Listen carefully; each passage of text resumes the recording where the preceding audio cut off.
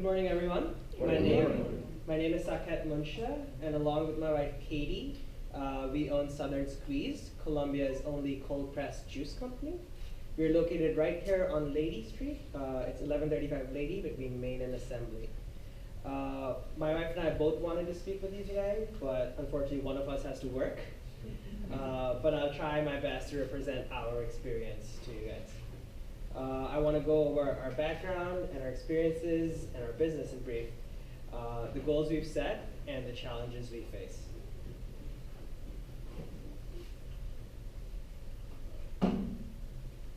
So who are we? My name's Saket, as I said. I moved to America about 11 years ago to attend Wake Forest University in North Carolina.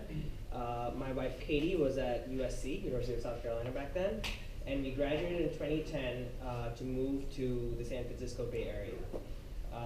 While we were in the Bay Area, we both worked in tech and at a couple of startups. And after about 5 years there, we were ready to face our next challenge. While in the Bay Area, Katie and I started juicing and eating healthier. After 4 years of college, we needed to do that. And so we'd go to the local busy juice shops and supplement our diet with a few juices a week. We started doing it at home, and Katie got pretty good at it. And not only were the juices we were making more tasty and delicious for us, we could also see that if we had wholesale pricing, this could be a good business opportunity.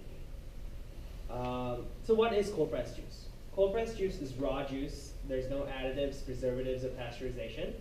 We simply take hundreds of pounds of vegetables, crush them, and apply about 14 tons of pressure on them.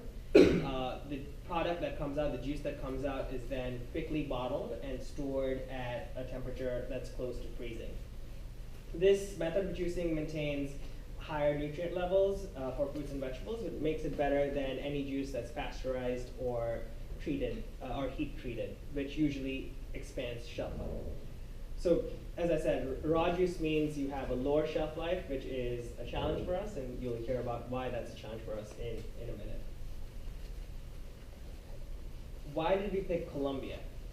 So there's a couple of reasons we picked Colombia. Once we realized we wanted to open our own business, we wanted to find the right market.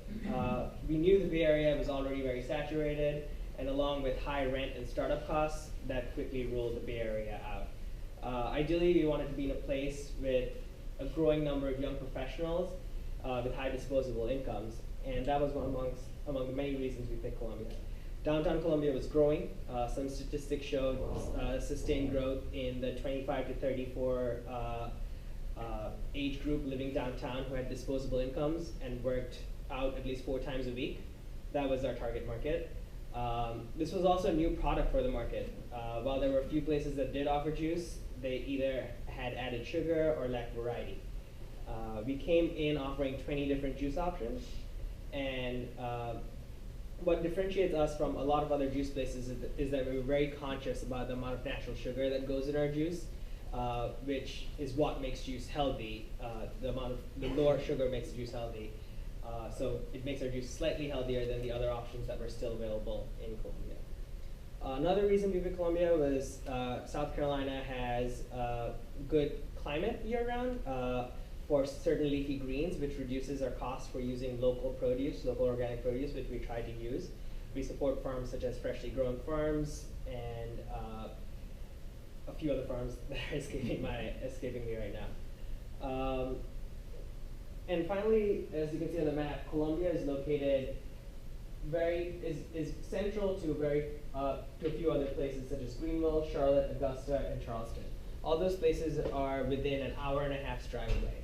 Our goal from the very beginning was not to be a juice company just in Colombia. We wanted to produce in Colombia and distribute to a few places that were within logistical reach for us. And with the low rent in Colombia, as well as it being central to at least 5 other major markets, is why we picked Colombia.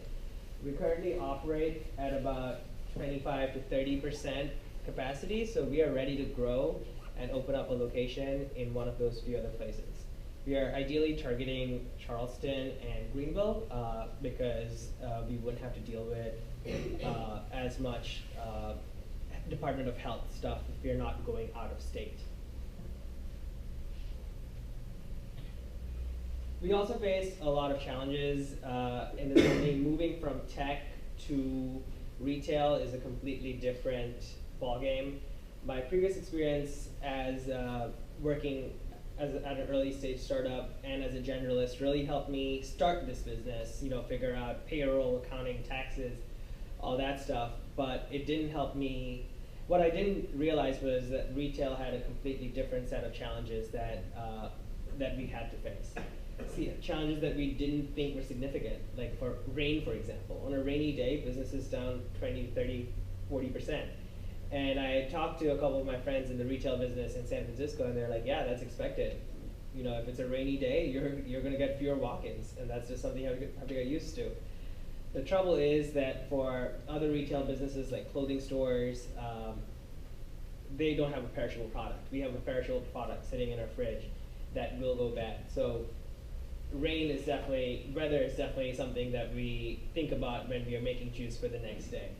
One way we tackle that problem is by taking pre-orders, and now we do by offering a discount for pre-orders.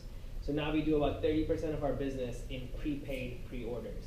So we don't have a lot of wastage in our juice that we make.